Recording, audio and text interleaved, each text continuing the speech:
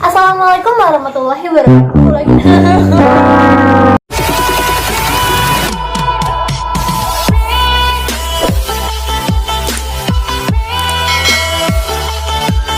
Assalamualaikum warahmatullahi wabarakatuh.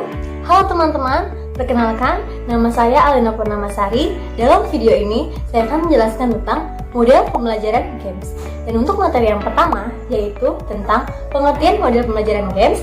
Untuk videonya mari kita lihat. Dadah.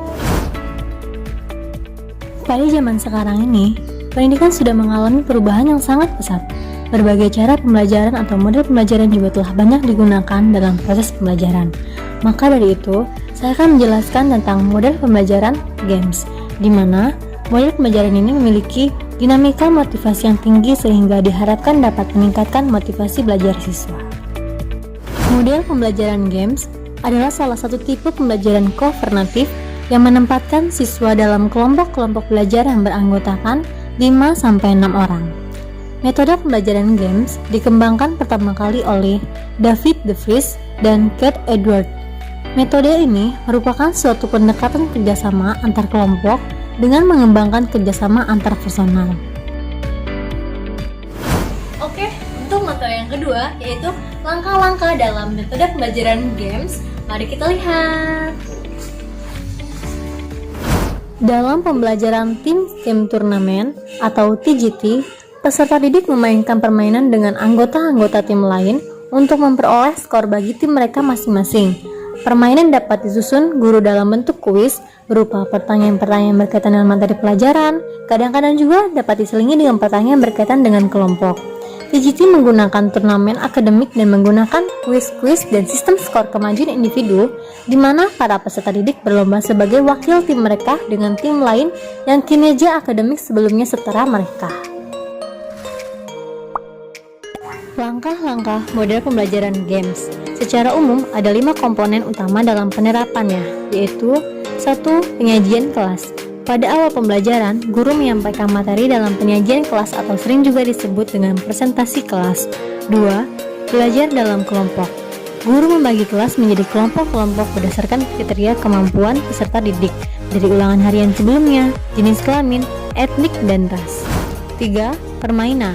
Game atau permainan terdiri dari pertanyaan-pertanyaan yang relevan dengan materi dan dirancang untuk menguji pengetahuan yang didapat peserta didik dari penyajian kelas dan belajar kelompok. Keempat, pertandingan atau lomba.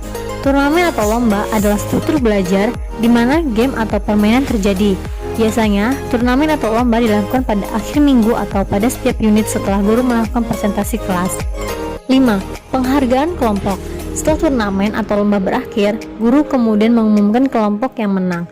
Masing-masing tim atau kelompok akan mendapat sertifikat atau hadiah apabila rata-rata skor memenuhi kriteria yang telah ditentukan. Nah, untuk materi yang ketiga, yaitu kelebihan dan kekurangan dalam menggunakan metode pembelajaran games, mari kita simak penjelasannya. Kelemahan dan kelebihan model pembelajaran games.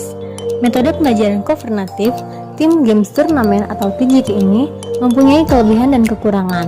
Menurut Suarjana dalam Istiqomah, yang merupakan kelebihan dari pembelajaran TGT antara lain: 1. Lebih meningkatkan pencurahan waktu untuk tugas. 2. Mengedepankan penerimaan terhadap perbedaan individu. 3. Dengan waktu yang sedikit dapat menguasai materi secara mendalam. 4. Proses belajar mengajar berlangsung dengan keaktifan dari siswa. 5. Mendidik siswa untuk berlatih bersosialisasi dengan orang lain. 6. Motivasi belajar lebih tinggi. 7. Hasil belajar lebih baik. 8. Meningkatkan kebaikan budi, kepekaan, dan toleransi. Kelemahan model pembelajaran kooperatif tipe TGT adalah sebagai berikut. 1. Dalam model pembelajaran ini harus menggunakan waktu yang sangat lama. 2. Dalam model pembelajaran ini, guru dituntut untuk pandai memilih materi pelajaran yang cocok untuk model ini. 3. Guru harus mempersiapkan model ini dengan baik sebelum diterapkan. Misalnya, membuat soal untuk setiap meja turnamen atau lomba, dan guru harus tahu urutan akademis peserta didik dari yang tertinggi hingga terendah.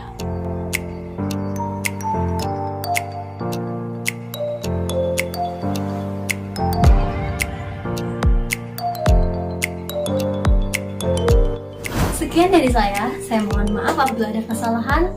Terima kasih telah menonton videonya.